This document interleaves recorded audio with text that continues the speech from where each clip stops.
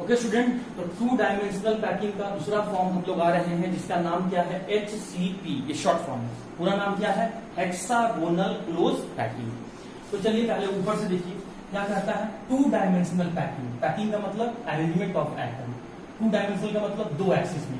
तो पहला एक्सिस हम लोग कैसा कंसिडर कर रहे हैं, एक्स एक्सिस ले रहे हैं, मतलब हॉरिजॉन्टल मैनर में हम लोगों ने क्या किया, यहाँ पर पहला एटम को, पहला लेयर ऑफ एटम को रख लिया हॉरिजॉन्टल मैनर में। अब दूसरा डायमेंशनल ऑफ एक्सिस में कैसे अरेंज करेंगे स्टूडेंट, थोड़ा ध्यान दीजिएगा। दो एटम के बीच का जो स्पेस है उसमें रखना है, दो एटम का जो बीच का स्पेस है उसमें रखना है, दो एटम का जो बीच स्पेस है उसमें रखना है, दो एटम के बीच के स्पेस में रखना है, ठीक है। फिर तीसरा लेयर कैसे रखिएगा, जैसा आपका पहला लेयर था, जैसा पहला लेयर में आपने रखा वैसे ही आपको तीसरा लेयर को भी रखना है। फिर चौथा लेयर में आपने कैसे रखा, जैसा दूसरा लेयर है, मतलब दो एटम के बीच का जगह में, दो एटम के जो बीच का जगह में उसमें रखना है, दो एटम का बीच का जगह उसमें रखना है, दो एटम का जो बीच का जगह है उसमें रखना है, दो एटम का जो बीच का जगह है उसमें रखना है, ठीक है। तो बिल्कुल ये देखिए सीढ़ी नुमा स्ट्रक्चर बन के आ रहा है। जरा देखेंगे आप यहाँ पे, देखिए यहाँ से गए ऐसे गए, फिर देखिए ऐसे आना पड़ रहा है, फिर देखिए ऐसे आना पड़ रहा है, देखिए फिर ऐसे आना पड़ रहा है। तो ये देखिए टेढ़ा मेढ़ा स्ट्रक्चर बन के आ रहा है, मतलब ये स्टैगर्ड मैनर में रखा जाता है।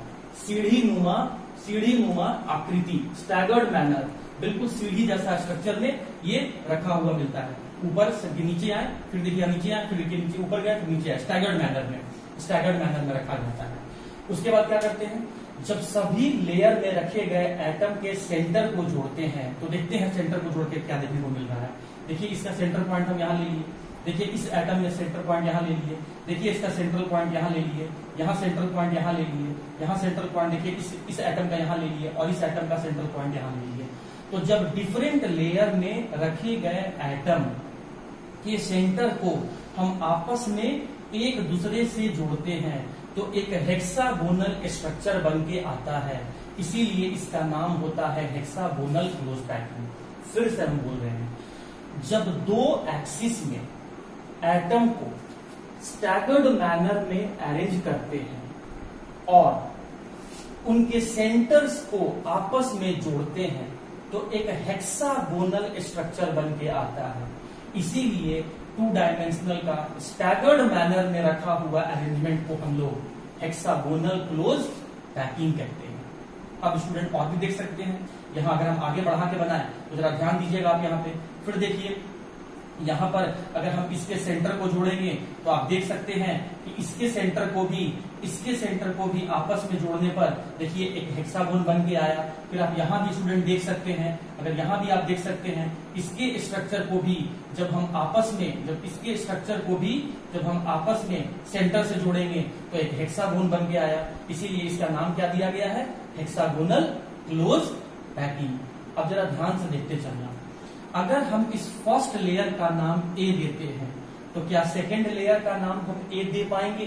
नहीं, क्योंकि फर्स्ट लेयर में एटम और सेकेंड लेयर में रखा हुआ एटम का अरेंजमेंट अलग अलग है, नंबर भी देख सकते हैं अलग अलग है, 1 2 3 4 5 6, 1 2 3 4 5 नंबर भी अलग अलग है। तो सेकेंड लेयर कुछ अलग दिखता है तो उसका नाम भी बी दिखेगा, उसका नाम भी अलग होगा, बी दे देते हैं।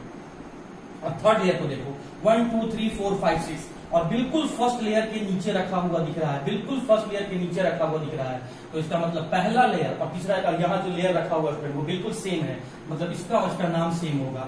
फिर उसके दूसरा और जो चौथा लेयर रखा हुआ है वो बिल्कुल सेम दिख रहा है, सेम पोजीशन पर दिख रहा है, तो जो दूसरा का नाम होगा वही चौथा का नाम होगा। तो सेकेंड पॉइंट क्या निकल के आ गया कि यहाँ पर जो ऑर्डर ऑफ अरेंजमेंट होता है, ऑर्डर ऑफ अरेंजमेंट मतलब एटम को सजाने का क्रम क्या निकल के आया, ए बी, मतलब first layer is different with the second layer but the first layer is similar to the third layer and second layer is also similar to the fourth layer, इसीलिए ए बी कहा गया है।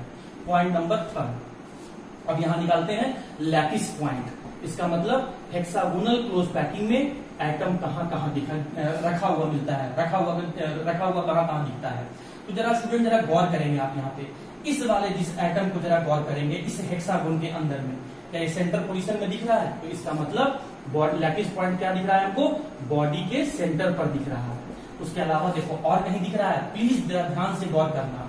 अब जो मैं इसमें dark कर रहा हूं उस डार्क वाले एटम पर जरा तुम फोकस करो। डार्क वाले एटम पे स्टूडेंट थोड़ा सा फोकस कीजिएगा, जिसको मैं डार्क कर रहा हूं। जिस एटम को डार्क किया, क्या ये इस हेक्सागोन, पहले वाले हेक्सागोन के कॉर्नर पर है? बिल्कुल है। जरा देखो, ये नीचे वाला जो मैं हेक्सागोन बनाया हूं, क्या इसके कॉर्नर पर भी है? बिल्कुल है। जो मैं ऊपर वाला ये हेक्सागोन बनाया, क्या इसके कॉर्नर पर भी है? बिल्कुल है। मतलब यहाँ बॉडी सेंटर के अलावा एटम जो है वो कॉर्नर पर भी देखने को मिलता है। अब मैं आता हूं फोर्थ पॉइंट, यहां पर रैंक निकालने जा रहा हूं। रैंक ऑफ HCP कहने का मतलब इसका सिंबल क्या हो जाएगा? Z, और रैंक कहने का मतलब टोटल नंबर ऑफ एटम कितने होंगे। तो जरा देखो तो स्टूडेंट, जरा ध्यान से देखना, प्लीज जरा ध्यान से देखना। यहाँ पे मैं समझाने का कोशिश कर रहा हूँ। ये जो एक एटम है जिसे मैं अभी अंडरलाइन किया हूँ, ये एक एटम 3 हेक्सागोन के कॉर्नर पर है। ये वाला हेक्सागोन, ये नीचे वाला पूरा हेक्सागोन और ये ऊपर वाला हेक्सागोन। ये एक अकेला एटम 3 हेक्सागोन के कॉर्नर पर है। तो 3 कॉर्नर पर एक एटम रखा गया है। तो एक कॉर्नर पे कंट्रीब्यूशन कितना हो जाएगा? 1/3 एटम। और हेक्सागोन का मतलब क्या होता है? टोटल कॉर्नर कितना हो गया? 6। चाहिए? अब आ जाओ, रैंक निकालना है। तो रैंक के लिए हमको लैटिस पॉइंट पता होना चाहिए। तो बॉडी के सेंटर में कितना एटम होता है? बॉडी के सेंटर में तो 1 एटम होता है। बॉडी के सेंटर में तो एक ही एटम है, और सेंटर पे रखा गया कंट्रीब्यूशन तो 100% होता है, इसीलिए इंटू 1 कर दिया गया। एक कॉर्नर पे कितना भाग दिख रहा है? 1/3। और अगर हेक्सागोन है तो टोटल कॉर्नर कितना हो जाएगा? 6। हेक्सागोन में टोटल कॉर्नर कितना हो जाएगा? 6। इसको सॉल्व करेंगे तो यहाँ से 2 और यहाँ से आ जाएगा 1, तो रैंक कितना हो गया? 3। मतलब इसका मतलब हुआ कि हेक्सागोन में 3 एटम प्रेजेंट होते हैं। अब आ जाओ पॉइंट नंबर 5, कोऑर्डिनेशन नंबर। एक एटम को कितना एटम टच कर रहा है। तो स्टूडेंट जरा आप ध्यान देंगे, आप यहाँ पे इस बात को समझना बहुत जरूरी है कि एक एटम को कितना एटम टच कर रहा है। तो जरा देखिएगा आप यहाँ पे कि एक एटम को कितना एटम टच कर रहा है। मैं इस वाले डायग्राम में बताने जा रहा हूँ, और मैं इस वाले को इंडिकेट करूंगा, इस वाले को, किसको कितना टच कर रहा है। पहले ऊपर वाला लेयर देखो, फिर सेम लेयर देखना, फिर बिलो लेयर में देखना। तो ऊपर वाले लेयर में देखो, ये एक एटम टच कर रहा है इसको, ये दूसरा एटम इसको टच कर रहा है, बाकी तो और कोई टच नहीं कर रहा है ऊपर वाले लेयर में इसको। अब सेम लेयर में, सेम लाइन वाले में देखो, एक इसको ये टच कर रहा है और ये भी इसको टच कर रहा है, मतलब ये 4 हो गया। और तो कोई लेयर टच नहीं कर रहा है। नीचे वाले में देखो, इसको ये भी टच कर रहा है और देखो इसको ये भी टच कर रहा है। तो कोऑर्डिनेशन नंबर, तो इस एक एटम को कितने एटम टच कर रहे हैं? 6। तो कोऑर्डिनेशन नंबर क्या हो गया? 6। अब आ जाओ इसका पैकिंग एफिशिएंसी, ये 3 एटम कितना जगह घेरते हैं हेक्सागोन में। तो आपको डायरेक्टली इस वैल्यू को याद रखना होगा, निकालने का तरीका मैंने आपको सिखा दिया है। 60.4% जगह घेर लिया, तो वॉइड कितना, खाली जगह कितना बच गया? 39.6% जगह। अब अगर हम कंपैरिजन करें स्टूडेंट, अगर हम कंपैरिजन करें तो SCP में, मैं 2 तरह का पैकिंग बताया था, एक SCP और एक HCP। SCP में एटम कितना जगह घेरते हैं? 52.4%। और पैकिंग और HCP में कितना जगह घेरते हैं? तो 60.4%। तो सिंस HCP में एटम ज्यादा जगह ऑक्यूपाई करते हैं, कम जगह बर्बाद होता है, इसीलिए 2 डायमेंशनल का hexagonal close packing is best packing as compare to the square close packing. मैं फिर से रिपीट कर देता हूं, स्क्वायर क्लोज पैकिंग और हेक्सागोनल क्लोज पैकिंग का डिफरेंस भी आपको यहां से मालूम चल जाएगा। स्क्वायर क्लोज पैकिंग में एटम को कैसा रखा जाता है? 1 below the other. Hexagonal close packing में एटम को कैसा रखा जाता है? स्टैगर्ड मैनर में। स्क्वायर क्लोज पैकिंग में एटम का अरेंजमेंट कैसा होता है? A, मतलब जैसा पहला लेयर वैसा ही बाकी सब लेयर। लेकिन हेक्सागोनल क्लोज पैकिंग में एटम का अरेंजमेंट कैसा होता है? AB, मतलब पहला लेयर से अलग होगा दूसरा लेयर, लेकिन तीसरा लेयर पहला लेयर के सेम होगा, यही कहता है। 4th point, square close packing में लैटिस पॉइंट कहां था? बॉडी सेंटर और कॉर्नर पे, और यहां भी क्या है? बॉडी सेंटर और कॉर्नर पे। स्क्वायर क्लोज पैकिंग का लैटिस पॉइंट कितना था? लैटिस पॉइंट 2 था, बॉडी सेंटर और कॉर्नर। यहां भी लैटिस पॉइंट 2 ही है, body centre corner.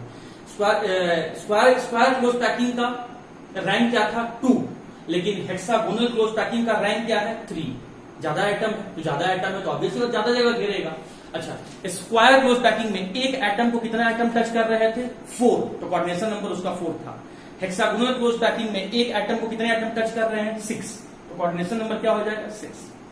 Square close packing में जो 2 एटम थे वो कितना जगह घेर रहे थे? 52.4, इसलिए ज्यादा जगह बर्बाद हो रहा था 47.6%। लेकिन हेक्सागोनल क्लोज पैकिंग में पैकिंग एफिशिएंसी कितना है 60.4 और वर्ड्स कितना है 39.6। सिंस हेक्सागोनल में नंबर ऑफ एटम ज्यादा होते हैं, पैकिंग एफिशिएंसी ज्यादा होता है, या सिंपल वे में कहें वॉइड का परसेंटेज कम होता है, जगह का बर्बादी कम होता है, इसीलिए hexagonal close packing is the effective method of packing as compare to the square close packing. तो स्टूडेंट हम लोगों ने 2 डायमेंशनल पैकिंग देख लिया, अब हमें बनाना है 3 डायमेंशनल पैकिंग। तो ये 2 लेयर तो आपको ऐसे दिख रहा है, अब इसके ऊपर से हम तीसरा लेयर यहां पर रखेंगे। तो हम कौन सा पैकिंग चुनेंगे 2 डायमेंशनल पैकिंग में, कौन सा पैकिंग चुनेंगे?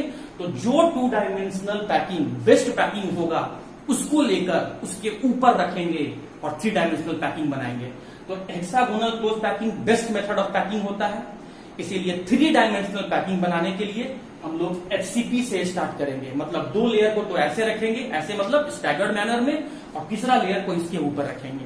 तो हेक्सागोनल क्लोज पैकिंग समझने के बाद 3 डायमेंशनल पैकिंग समझना आसान हो जाएगा। लेकिन स्टूडेंट यहां तक का चीजें आपको बहुत अच्छे से याद होना चाहिए। तो उम्मीद करता हूं कि आज का लेक्चर आपको पूरे तरीके से समझ में आया होगा और आपने एंजॉय किया होगा। हार्ड वर्क करते रहो स्टूडेंट, क्योंकि समय बहुत कम रह गया है, और कोई भी डाउट हो आप बिल्कुल मुझसे पूछ सकते हैं। आज के लिए इतना ही था। Till then thank you.